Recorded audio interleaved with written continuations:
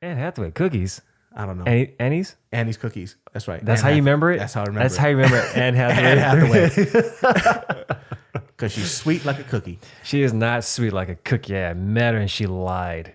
About what? Who she was. What'd she say? I actually went to go see Corinne Bailey Ray at Jimmy Kimmel. You could have been with her too. I'm going to bring that shit up later. No, don't do that, man. It's a sour spot. No, I don't give a fuck. You know what? My girlfriend, she laughed at me because she went to my room back in Lakewood.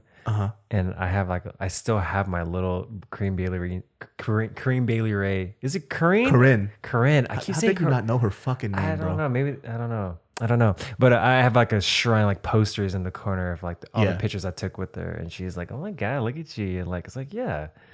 Why can't I not have a crush on? Yeah, Corinne, it's because she's jealous, dude. It's because she's also a musician and you don't have any fucking pictures of her like that with her fucking music. That's true.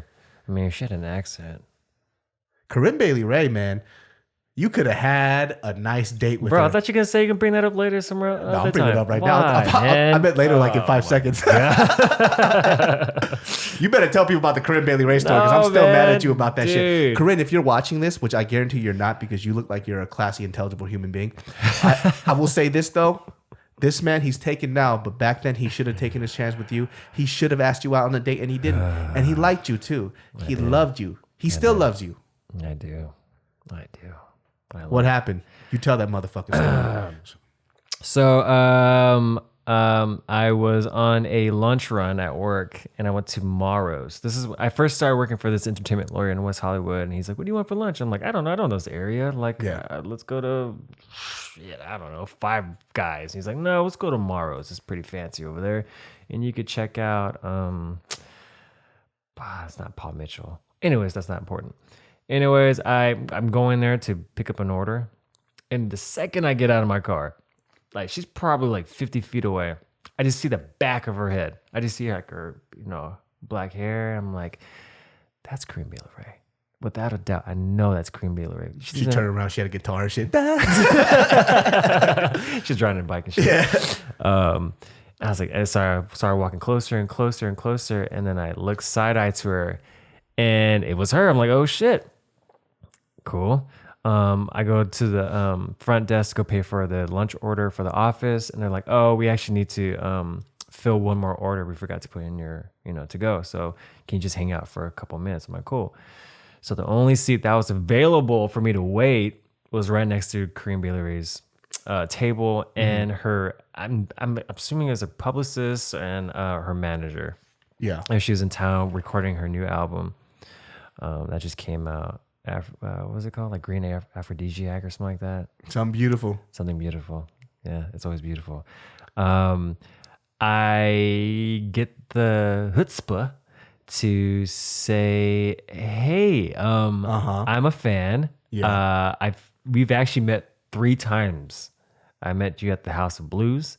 I met you at the Troubadour, and I met you at the Ford Theater.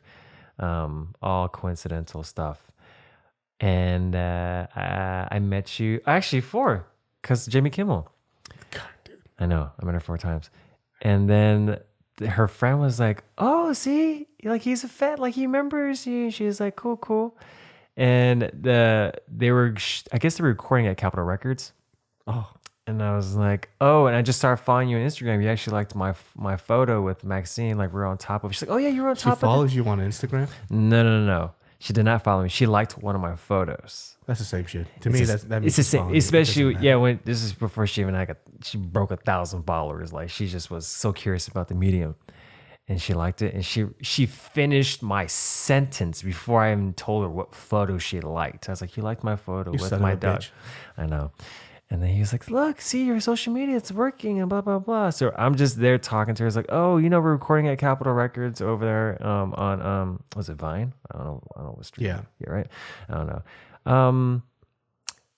So what are you doing? I'm like, I'm just picking up lunch. It's like, oh, like, you just said like, we're going to eat here. I was like, yeah, I got to go back to work though. It's like, oh. It's she invited you? To eat lunch. To eat a sandwich with her. To eat lunch. That's my fucking dream, dude. You know what that means?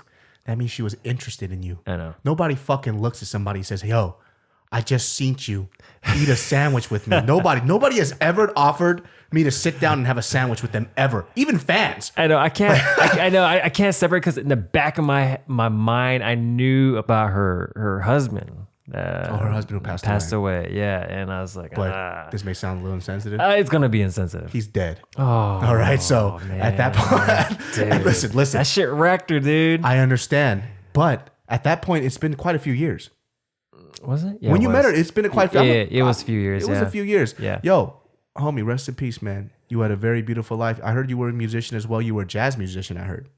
He played some kind of jazzy ass instrument, and I'm pretty sure you guys had a beautiful relationship.